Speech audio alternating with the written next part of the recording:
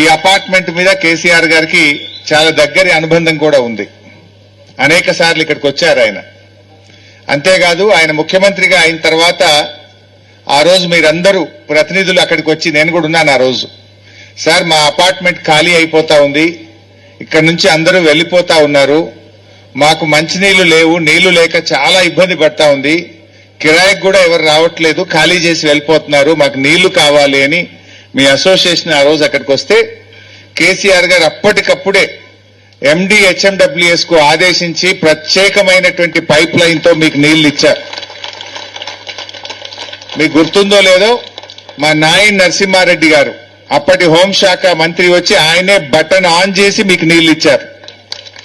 అంటే కేసీఆర్ గారేమో ఈ అపార్ట్మెంట్ ను నిలబెట్టే ప్రయత్నం చేస్తే రేవంత్ రెడ్డి గారు కూల్చేసే ప్రయత్నం చేస్తున్నారు. ఆయన నిలబెట్టారు కేసీఆర్ గారు, ఈయన కూల్చేస్తా అంటున్నాడు. ఆయన గుర్తు చేయమన్నారు మీకు. ఆ రకంగా ఇక్కడితో ఎంతో అవినాభావ